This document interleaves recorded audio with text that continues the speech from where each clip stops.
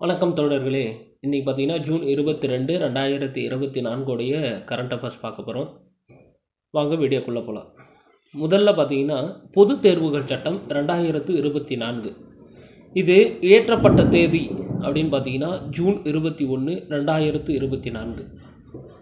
இது பாராளுமன்றத்தில் அறிமுகம் செய்யப்பட்ட தேதி பார்த்திங்கன்னா February 6, 2024.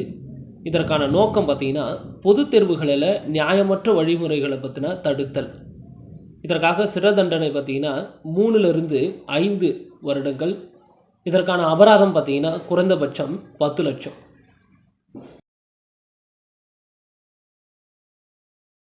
அடுத்தது மும்பை நகர கூட்டுறவு வங்கியின் உரிமத்தை ரிசர்வ் வங்கி ரத்து செய்தது. இதற்கான காரணம் பார்த்திங்கன்னா ஒரு 3 காரணம் சொல்கிறாங்க.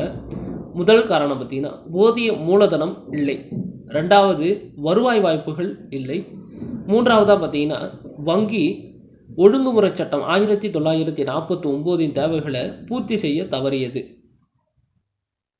அடுத்தது போசான் திருவிழா எங்கு நடைபெறுகிறது அப்படின்னு பார்த்தீங்கன்னா இலங்கையில் பார்த்திங்கன்னா அருணாதபுரம் மற்றும் மிகின் தாலே என்ற இடங்களில் பார்த்திங்கன்னா இந்த போசான் திருவிழா நடைபெற்று வருகிறது. இது எதற்காக கொண்டாடுறாங்க அப்படின்னு பார்த்தீங்கன்னா புத்த மதம் இலங்கையில் பரவியதற்காக கொண்டாடி வருகின்றனர். இது எப்போதிலிருந்து கொண்டாடுறாங்க அப்படின்னு பார்த்தீங்கன்னா ஜூன் 18. அடுத்து ஆகாசவாணி. இந்த ஆகாசவாணி பார்த்திங்கன்னா மக்கள் அதிகம் நம்பத்தக்க செய்தியை பரப்பும் ஊடகமாக விளங்குகிறது அப்படின்னு சமீபத்தில் இந்த ஆக்ஸ்போர்ட் யூனிவர்சிட்டி பார்த்திங்கன்னா அறிக்கை வெளியிட்டிருக்கு. அடுத்தது இந்திய ஹாக்கி அணி.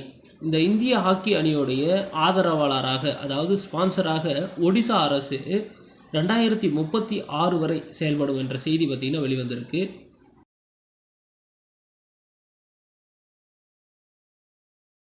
அடுத்தது பார்த்திங்கன்னா சூரியகுமார் யாதவ்.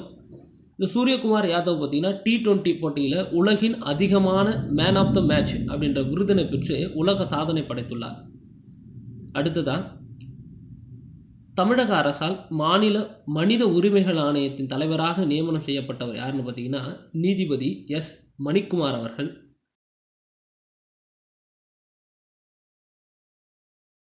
அடுத்தது தமிழ்நாடு மாநில நுகர்வோர் குறைதீர் ஆணையத்தின் தலைவராக நியமிக்கப்பட்டவர் ஆர் சுப்பையா அவர்கள்.